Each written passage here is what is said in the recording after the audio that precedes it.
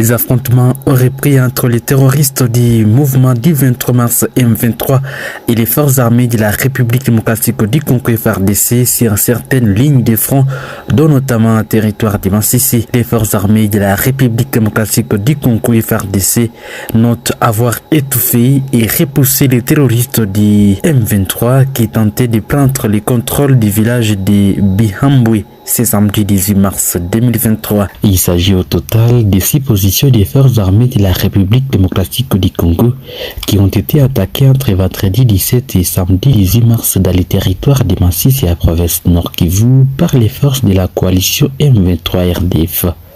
Les FARDC évitent ici la communauté internationale, la force de l'EAC, les mécanismes conjoints de vérification élargis ainsi que les mécanismes ad hoc de vérification de tirer toutes les conséquences face à cette situation.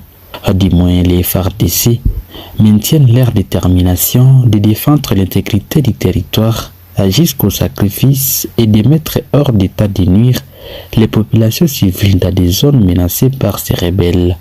Cependant, les sources locales indiquent que les terroristes du M23 dans leur retrait progressif se renforcent en effectifs militaires en recrutant des jeunes gens en vue de les soumettre à une formation militaire forcée, indiquent les sources proches du ministère de la Défense.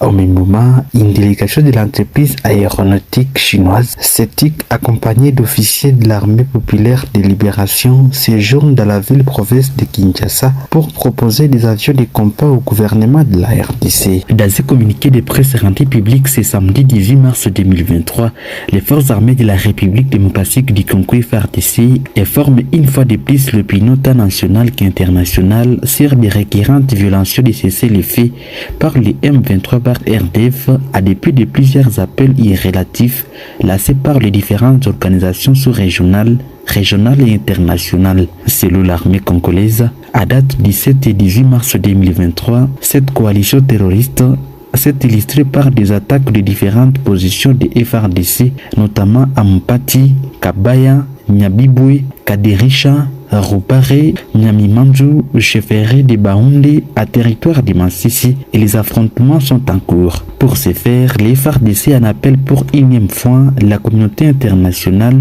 la communauté de l'Afrique de l'Est, les mécanismes conjoints de vérification élargis ainsi que les mécanismes ad hoc de vérification de saisir d'urgence cette situation et d'attirer des conséquences qui s'imposent. Toutefois, les forces armées de la République démocratique du Congo restent déterminées à défendre l'intégrité du territoire national et à mettre à l'abri des actes terroristes et barbares du M23/RDF la population des zones menacées, peut-on lire dans ces communiqués. Plusieurs des maisons des civils avaient été touchées par des obus de guerre lors des affrontements du 5 au 6 mars 2023. Et parmi ces maisons figurent aussi des églises de la place.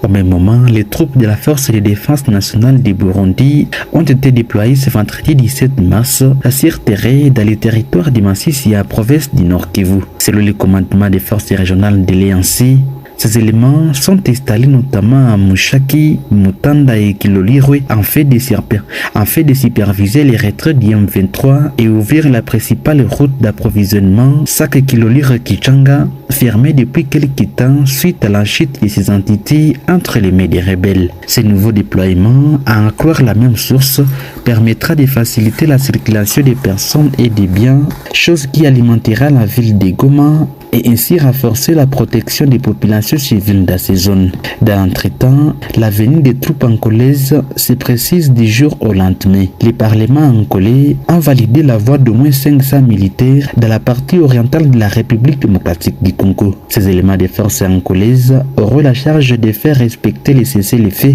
qui devraient entrer en vigueur depuis le 7 mars, mais qui se trouvent sans cesse sabotés par des affrontements entre FARDC et les rebelles du M23 soutenus par les Rwandais. Également, ces troupes se chargeront de sécuriser les agents des mécanismes conjoints de vérification et les rebelles du M23 dans leur lieu de cantonnement. Dans la province de l'Ituri, 12 civils libérés par les forces armées de la République démocratique du Congo des mains des rebelles ADF ont été présentés ce samedi 18 mars 2023 à l'administrateur du territoire d'Irumu. La cérémonie s'est déroulée à Mungamba entre Irumu et Mambasa. Ces civils, dont 5 enfants, 3 femmes et 4 hommes, ont été libérés lors des combats menés contre ces rebelles ougandais du 15 au 17 mars 2023 à Manate dans la région de Mungamba.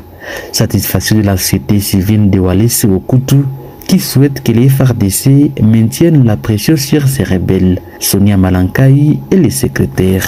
Il y avait 12 personnes prises en otage par ces ADF, mais depuis le mercredi, ils ont libéré d'autres personnes. Mais au total, il y a 12 civils libérés. Parmi eux, il y a 5 enfants, 3 femmes et 4 hommes. Nous félicitons cet acte parce que l'armée est en train de mettre pour le moment la pression. Et il ne faut pas que l'armée laisse de mettre la pression. Comme l'ennemi vient de traverser vers Mungamba, il faut que l'armée mette aussi la pression vers le sud, surtout du village de Mungamba. Là, il faut qu'on mette la pression partout ailleurs dans la chefferie de Wallace Okutu, surtout sur les ADF et leurs supplétifs. Notre message à la population de Mungamba d'être très vigilante parce que pour le moment, l'ennemi est aux alentours de Mungamba, c'est-à-dire il faut que la population soit très vigilante et de dénoncer aussi les cas suspects avant l'État au service de sécurité. Au même moment, des civils ont été de nouveau pris pour cible par les éléments de la milice Codeco dans les territoires du Mahagi le matin de ce samedi 18 mars 2023. Cette série d'attaques a ciblé plusieurs villages dont les centres d'Aou, Djupazaga, Terre au Taureau, situés dans les groupements Ngoté. La coordination territoriale de l'anxiété civile qui rapporte la nouvelle dresse un bilan de 7 civils tués et une dizaine de maisons incendiées.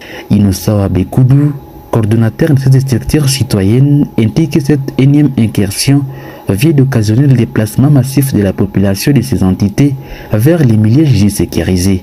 Les activités socio-économiques ont également été paralysées dans cette partie du territoire du Mahagi suite à l'incursion de ces miliciens qui proviendraient de Lobo, Kamaso et Zanzibar. Vous l'écoutez dans ses propos. Oui, la Codeco vient de signer encore une incursion aujourd'hui, depuis le matin, au niveau de la chefferie de Pandoro. Un groupement Ngoté, village Aou, Sana, Ali, Djopazaga, Mirber, Teru, Toro, etc. Alors, il y aurait même des militaires qui sont normalement affectés au niveau du centre d'Aou, qui n'ont pas fait grand-chose pour protéger la population et n'ont pas vraiment empêché l'entrée des éléments de la milice Codeco pour opérer dans ces villages ici. Alors, présentement, le bilan provisoire fait état d'une dizaine de maisons incendiées, des biens pillés, déplacements massifs de la population, des activités sociales vraiment paralysées. Cette incursion a commencé depuis tôt le matin, où d'autres sources renseignent que les éléments de la milice Codeco auraient passé même leur nuit au niveau des Aou et proviendraient du village Lobo ou de Camacho, voire même Zanzibar, qui serait leur lieu de provenance. Madame, ici, c'est par là que nous arrivons à la fin de cette émission. Merci de nous suivre sur Afro-Info 43. Merci de liker et partager la vidéo. Surtout, n'hésitez pas à nous laisser votre commentaire.